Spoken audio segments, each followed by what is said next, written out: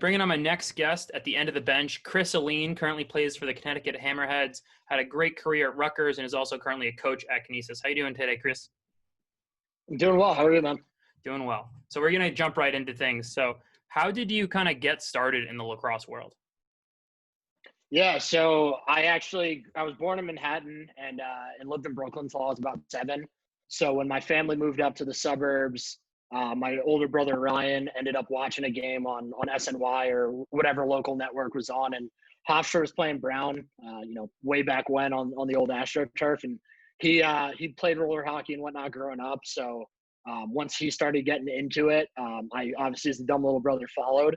So once he started playing at Clarkstown North, which is actually the rival high school that I decided to transfer from and go to South, but I just kind of followed what he did and started playing around 7 or 8 years old. So didn't really start playing officially till 4th grade, but was always messing around with him and his buddies in the yard. Definitely. And it seems like that's a theme of like little brother goalies. And it seems like in general. Yeah, for sure. And then you went to Clarkstown South High School, and how did your kind of career there turn into Rutgers?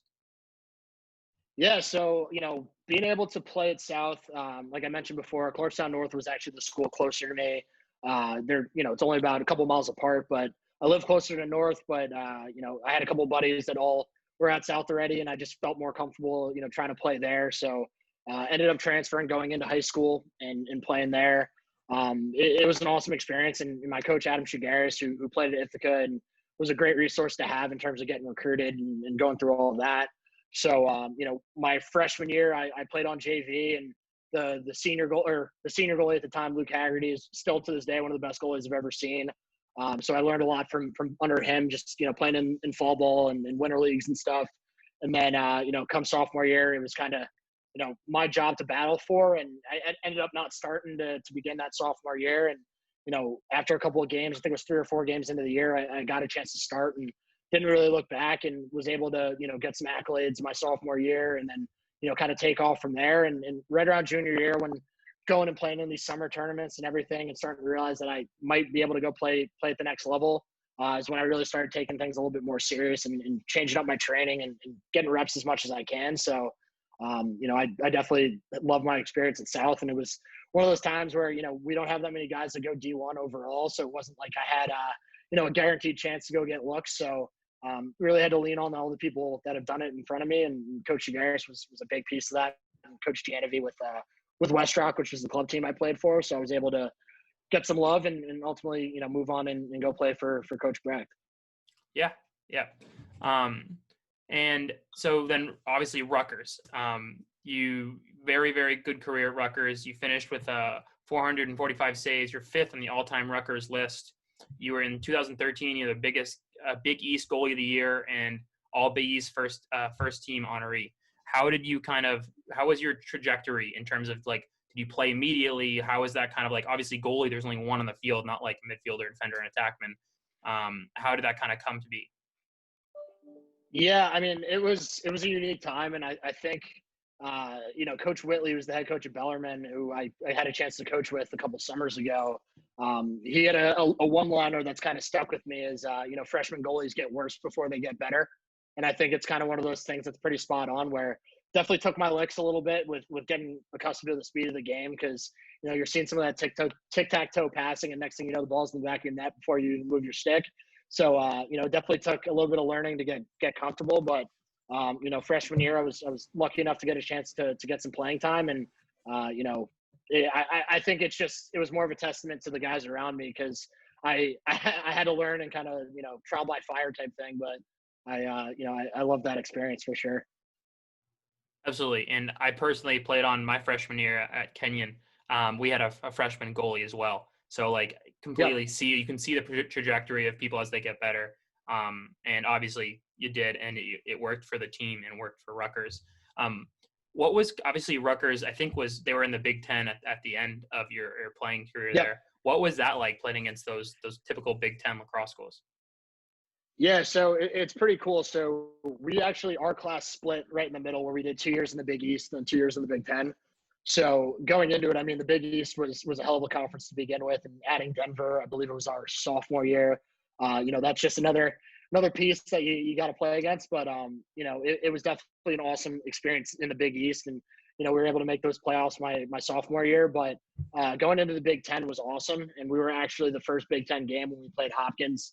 Our junior year, and we definitely took our licks in that first year, but we're able to pull a huge upset against Ohio State to end the year that year, and then obviously had some success our senior year and being able to play those teams. So it was a big learning curve for us for sure, because we went from playing some teams where kind of a level playing field, and all of a sudden you're playing Maryland every season. So it was an awesome experience, and being able to play in that conference against some of those blue blood powerhouse programs was really cool. Yeah, 100%. And then did you get to kind of play in those last 2 years? Obviously, the Big Ten football is renowned and historically significant. Did you get to play in like the Big House or the Shoe? Yeah, so we actually got to play in both. So my junior year, we played at the Big House. That was an awesome experience, and we joke about it as players, as we were getting kind of scolded because we were taking pictures when we got there, but it's kind of hard not to when Charles Woodson was scoring touchdowns on the same field you're at, and then played in the Shoe, and to this day, I think I like playing at they changed the name, but High Point at Solution Stadium. I'll take over the Shoe any day, but it was definitely a cool experience for sure. Awesome. And then kind of closing out of Rutgers, you get drafted in the 7th round by the Rochester Rattlers, and then that's the first team you kind of stuck with. What was the initial training camp and kind of the difference from going to that pro to from the college game? Yeah, it's definitely different, and that's the big thing with our sport that the average person doesn't really know the in and outs of when it comes to the training aspect and in practice and everything, because obviously not everyone's located in the same city, so it's really the onus is on you to get better on your own, and hopefully you've got a couple buddies in the area to work out with. So I was lucky enough that Connor Gately, who's a good buddy of mine since we were kids, he was drafted by Rochester as well, so the two of us were able to train together and work out. But going into camp, we had some big names on that team with Wolfie and Brannigan and all those guys. So knowing I was going to have to see some pretty heavy rubber on day one, and I was lucky enough that Coach Galloway, or I call him Coach now, but he still had some obligations with Jacksonville, so I was able to get that first start my rookie year. But it was definitely awesome. But it was just, at the end of the day, I think I just had to realize it was just another lacrosse game, and that was the way I kind of entered it to progress as a player. So it was an awesome experience. So then, based on, since you kind of already described it as like no one really lives, like people definitely live in the same city as they play in sometimes, but it's definitely not the norm. Did it feel different, I guess, making that move from Rochester to Dallas when the club left? I'd say so. I think it's, Rochester didn't necessarily, it wasn't like the old Rochester where, you're getting a bunch of fans, and it was, it was a business decision at the end of the day to go to Dallas, and being able to play at the Star and use those facilities that the Cowboys used was awesome. Definitely loved the time down there, and Dallas in the middle of July is definitely not the coldest place. So being able to play indoors was awesome, and I loved my time in Dallas, man. It was definitely it was a good experience. Met some awesome people, and we're able to continue playing the game out there. So I enjoyed it. It was definitely a bit of a culture shock playing lacrosse in the Southwest, but I enjoyed it a lot. Then I don't know if you saw this summer there was a team announced in the NLL. The NLL is going to get an expansion team in the Dallas kind of Fort Worth area. How do you think that will do after playing in that area? I think it'll do well. I mean, I personally didn't have as much experience around the NLL, just where I grew up, and being in Buffalo now and seeing the Bandits and going to play, or watching them going to play. I love the NLL. I think it's a great league. And overall, box lacrosse I think is so important, and really do love recruiting guys and seeing guys play who have a box background, because it translates so well to the field game. But I think it'll do well. It's fast paced. the games are intense. You could fight. It kind of encapsulates all the toughness of lacrosse that people kind of don't think it has when they think of your average lacrosse player. So I think, if it's your first time watching lacrosse at Fort Worth and being able to see those teams play, I don't see how you're not going to get people that are hooked right away, especially seeing how the Dallas Stars have done down there. I can only imagine that, the Fort Worth team will do well. Absolutely. And then the team, the Rochester, now the Dallas Rattlers, went from Dallas to now moved up to Connecticut with the Hammerheads. And that's who you played for in the bubble that just went on and just ended. How did you was that also, did you feel a shift? Obviously, you never got to play in Connecticut, but did that kind of feel any different? Yeah, I'd say so. And, no disrespect to the Dallas front office, but it was just a little bit of a different vibe, just knowing, the Connecticut staff, a lot of them worked with Boston. So, they've been around the league for decades now, and they're able to, understand the ins and outs. And, it was a first-class experience in Dallas, but I think it's just a little bit different in Connecticut, or with Connecticut, I should say, since we weren't there. But just being able to see how things operate and, being able to work for or play for such a, awesome organization. And Connecticut was awesome. It stinks that we didn't get to play at Fairfield this past year, but, just being someone that grew up relatively close to Fairfield, I know how important lacrosse is in Connecticut. So I've loved it so far. And in terms of the media opportunities and everything that we've got a chance to be have in front of us this year, I'm really excited to be with the Hammers. It seems like the Hammerheads have kind of got a lot of those Connecticut guys that really want to buy in and play kind of where they're kind of grew up and in the surrounding areas and stuff. Obviously, the Michael Krause was a really big name that kind of got added a little later based on the draft and having been drafted in both leagues and choosing the Hammerheads. Do you think that was really based on that Connecticut type where he's from and wanting to play in front of his home crowd? Yeah, I think so. And, obviously with a kid like Krause, he's a big name coming in, and there was a lot of pressure on him to start, but he's such a good kid. He was just young and getting acclimated to playing. But I think, anytime you get a chance to play for your hometown team, that's gonna hit home. So I think that, weighs into it. But I think between him, Mike Brown, there were a decent amount of Connecticut guys to begin with who were able to come in and do some great stuff for us. So I definitely applaud them on how well they did coming in. And then I guess all the playing kind of went on in that bubble that was down in Maryland. How was it? Obviously, playing in a bubble, there's only a select few that can really talk about it, being you guys, the PLL, now the NBA and the NHL.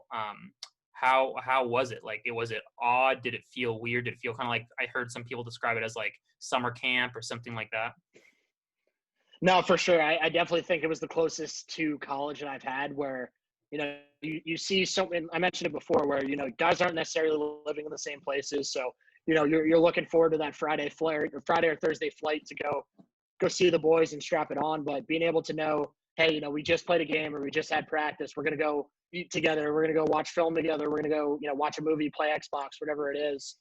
It was awesome. So it honestly felt like the dorms all over again. And, being able to hang out with some of my buddies who I know live across the country and now being able to spend, every waking moment, it felt like with them was awesome. So, being a college coach and having the season get canceled earlier this year, it was the first time that I've got to compete, and not only compete, but get a chance to be around the guys and have that camaraderie. So it was definitely something I needed after being locked indoors, but with my dog for a couple months. So it was awesome.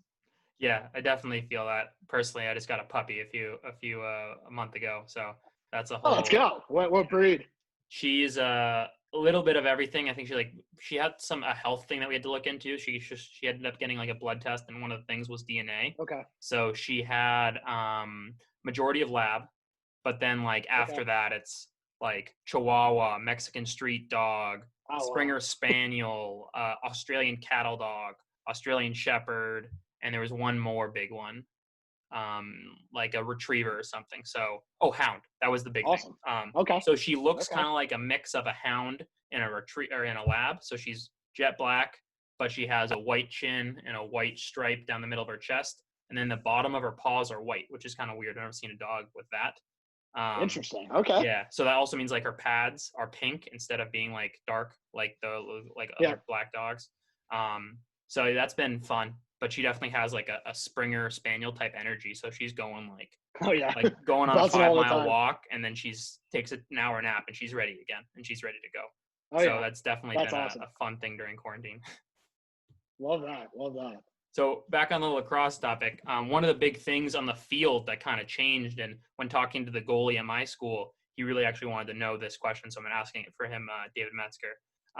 The ball color changed this year, and you guys Yeah. were using that Optic yellow. And then in addition to the color change, I know MLL in the past has kind of used some grip-related technology with the ball, so this ball kind of had like the entire ball was covered in like dots almost, or squares. Yep.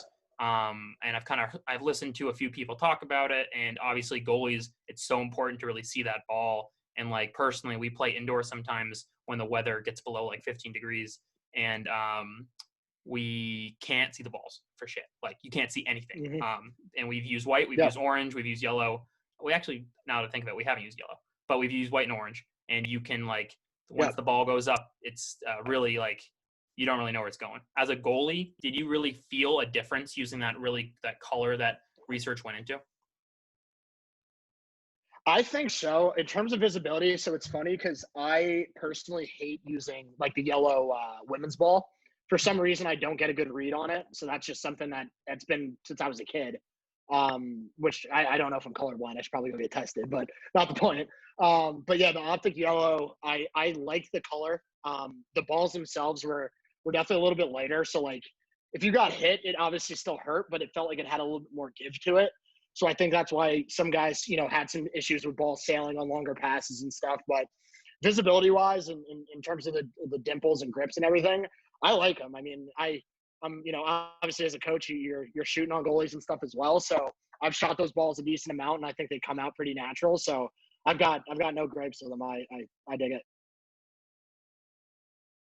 I heard that the balls can, based on the grip pattern, can actually kind of curve now. Did you Yep. see any kind of curve balls, I guess, from shots? Or so I actually think I saw more curve with the old balls because they were a little bit heavier, but the dimples were similar to a golf ball, where now it's like a little bit more raised. So it's funny, Jeremy Boltis, who's one of our assistant coaches, I played with him my rookie year.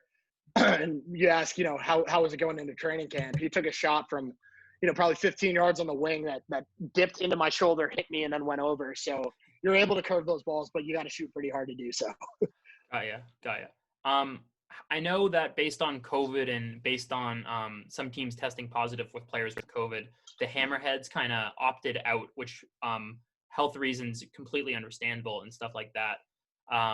Did you want to talk about kind of how that, obviously it's a personal decision for some people, and maybe that's just what it was as a team.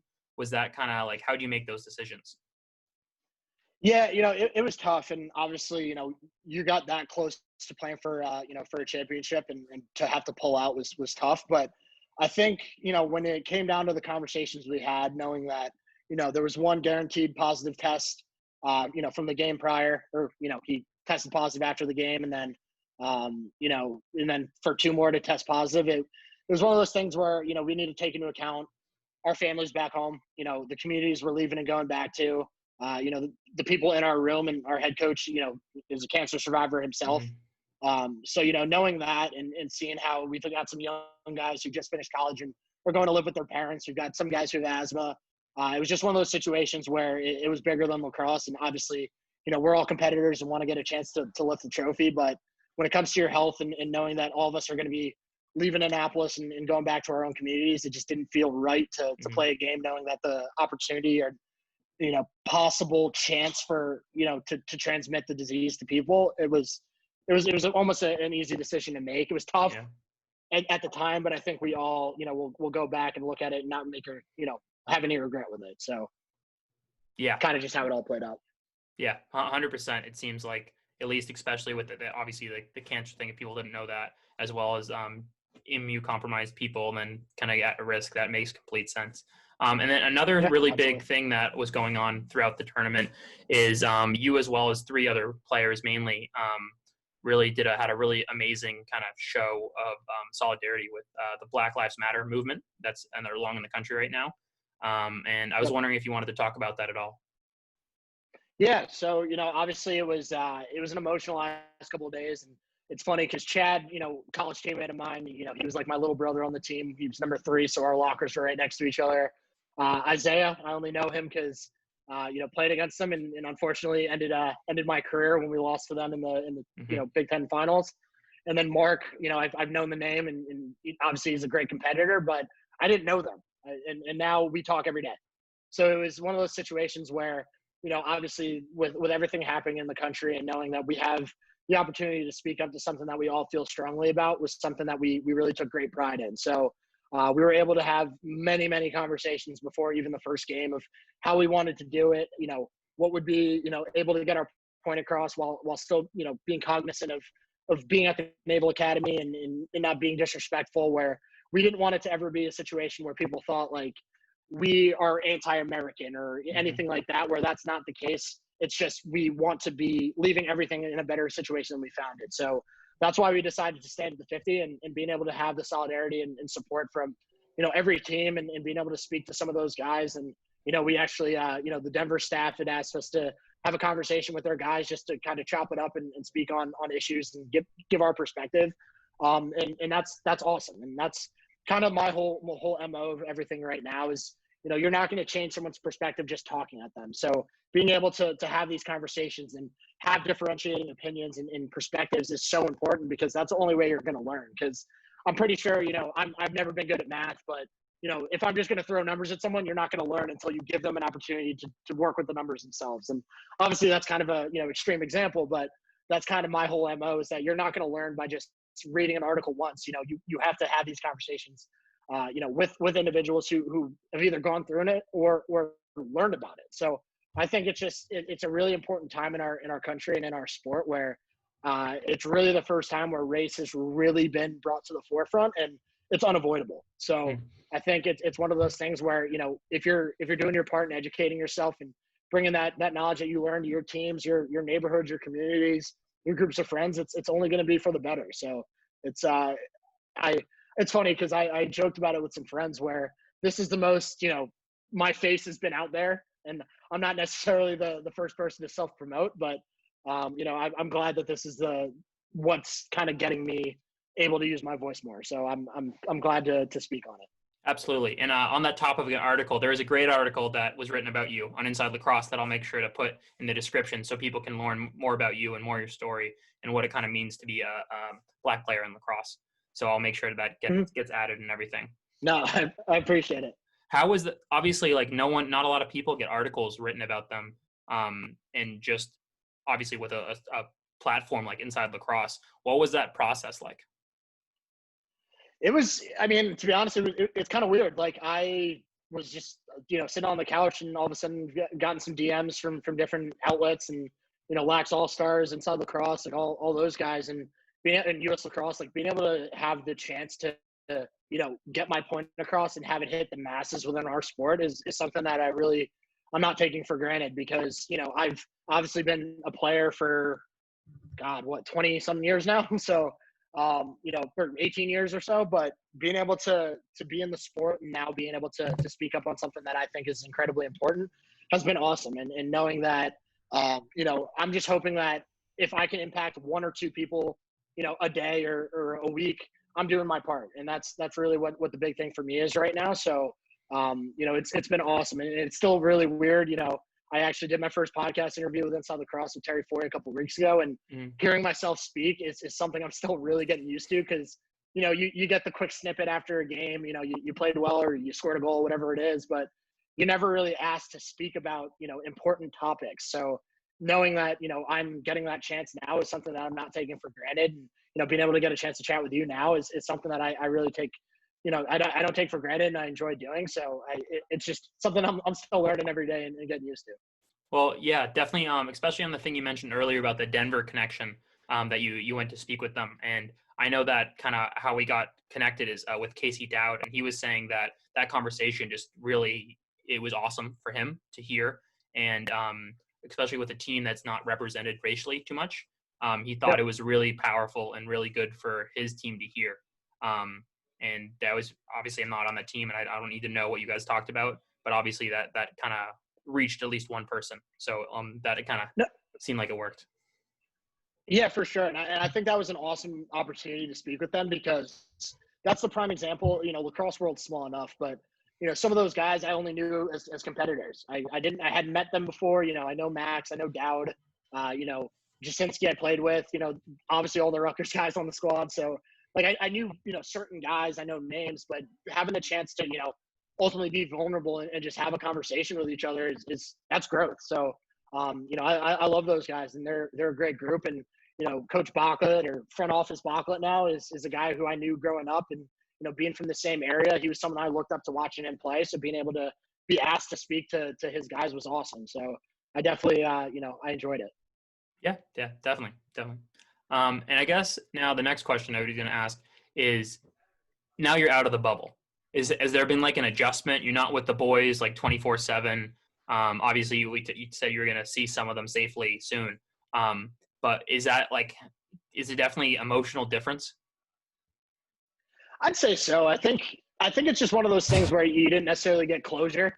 It's not like we lost our last game. So I think that's the part of it where, you're going to use that as fuel moving forward. But I think getting reacclimated, and, the funny thing is we were all joking about it of going back to work and sending Snapchats back from the desk like, oh crap, we got to do this stuff again. But, my job is still lacrosse. So, it's definitely been different getting back into the swing of recruiting and, having these conversations with kids and watching game film and tapes and everything. So I definitely miss, getting shot on, which is something I didn't necessarily feel, training wise, because no goalie likes getting hit by shots, but I definitely missing it. And I think I'm probably going to get back into the swing of training a little bit sooner than I have past off seasons, just because, being home, it gets old pretty quick. So I need some stuff to do, but it's definitely been an adjustment just in terms of, not playing lacrosse right now. But other than that, I mean, it's been pretty smooth sailing. And thankfully enough, I went and got tested again and got the antibody test, and I'm all good. So, was able to be safe and being around my family and everything in the last couple of weeks. So it's all good. Definitely. So in addition to playing, you've kind of continued your career within lacrosse with the coaching side of things. Currently you coach at Canisius College up in upstate New York near Buffalo. And then you've also coached with Team Puerto Rico in the FIL 2018 World Championship. Definitely going to touch on Canisius, but first, did you want to, how was the experience of going to coach a team like that for the World Championships? Oh, it was unbelievable. So to give you some background, I was working sales in Manhattan, did it for 2 years, and, just wasn't for me, and realized that I might want to get into coaching. And Jeff Ramos, who is, a mentor of mine, who's one of my first coaches, his son plays at Albany as a goalie as well. And him and I always joke about who was the, who's the better goalie coming out of our county. He's set a couple of records, whatever, but, he's a hell of a player. But once, him and I were doing some work together, and he had heard through the grapevine that I was looking to quit and get into coaching. Once he got the job as the head coach of the Puerto Rico team, he asked me if I wanted to come on as an assistant. Obviously, I had no experience, and half of our team was older than me. So I was just winging it and was going to just run the box and help out with the goalies. So was able to kind of parlay that experience and get a job offer while in Israel, because Coach Miashita was coaching Team Canada. So, it was an awesome experience, and just being able to get a chance to understand, how to run the box, how to, operate in a coaching staff, how to make tough decisions, how to, create your voice where you need to speak over some guys at some times. It was definitely as a young assistant, it was a cool experience for me. And I was able to take that and run with it and to, coach at the Division I level. So I can't thank Jeff enough for it, because it was, to this day, one of the coolest lacrosse experiences I've ever had. Seeing that many nations and seeing the game grow, and being able to watch, Uganda to Argentina to Team Canada to the U.S., the Iroquois, like it was awesome. So I definitely hold that experience, near and dear. But moving on and going to move up to Buffalo to coach it's been awesome. And I joke with people all the time that the worst part of my day is having to cut up film. Could be a lot worse. So definitely. I've definitely enjoyed my time and being able to work with the young men that I've gotten the chance to meet and coach. So I love it. Coaching is definitely something that I almost wish I gotten into sooner. So obviously now in college, do you recommend that that path, obviously kind of a non-traditional, you have to coach for the World Championships as the first coaching position, which is rare, and then from that parlayed that into a coaching opportunity in the U.S. With the D1. That's obviously not everyone can do that. Do you, like, I guess, recommend people that played lacrosse to kind of stay in the game at some capacity in a coaching way? Yeah, I think so. And I think, so many people within our game, whether it's position specific, like the face-off guys, like Joey, and that's, part of the reason you and I know each other. But, everyone's going to do some type of coaching, whether it's, coaching your backup when you're in high school or something like that. So if it's something that you love doing, why not make that a career? So I think, whether it's the youth level, high school, pro, college, international, whatever it is, if it's something you love to do, take that chance and start doing it. Where I was lucky enough that my first, official coaching job outside of, travel and, some club stuff was at the international stage. So that's pretty unique, I guess. But I'm just happy of getting that opportunity. But I think if it's something that you want to do, don't hold back. Just make sure you're going and meeting with people. Ask as many questions as possible. Because I know, I annoy our coaching staff asking questions where, it might seem obvious, but I didn't know it. So being able to lean on some people with some experience, and again, with the lacrosse world being as small as it is, you're going to have the opportunity to meet someone who you were watching on TV or, you've read articles that they've written. So it's only a matter of time until you're going to be face to face with them. So use the small, tight knit nature of our sport to be able to grow as a person. Because I can tell you, firsthand, I've met, played against, coached against, at conventions or anything. I've met people who I was watching when I was a little kid. And now all of a sudden we're peers. So it's just kind of crazy how it all works out. In kind of closing, if you could, I know you have a lot of memories involving lacrosse, kind of pick out one or two that you really kind of like have stayed with you always in kind of your experience through the sport. That's a good one.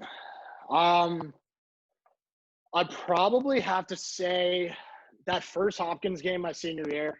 It always sticks with me. We were a team that kind of, our foundation was built on, kind of thinking that no one really took us seriously. And we knew what we had as a team in the senior class, and we're able to upset some people that year. So I think, that game and the Penn State game for my senior year are two that I hold near and dear to me. And then I would probably say, going back to the World Games, just being able to go to that opening ceremony. And, I'm not Puerto Rican by nature, but seeing how much it meant to the guys on the team, to fly their flag and represent their heritage, it was awesome. And being able to, link up with some guys who played for other nations and everything was an awesome experience. So I'd definitely pin it to those two. It's been awesome talking to you today, man. Where can people kind of find you on social media? I know you said you don't like plugging yourself and you kind of got more used to it. But where can people find you and kind of follow you as well as your story within lacrosse? Yeah, so my Instagram and Twitter are both K Alleyne, so ALLEYNE _. So yeah, I'm pretty active on both, and you get a kind of a mix of my music selections, getting angry about Bills and Rangers and all the lacrosse stuff. So throw that a follow, but yeah, I really appreciate chatting with you today, man. Yeah, absolutely. And thank you so much, and good luck in your future. Appreciate it. You as well.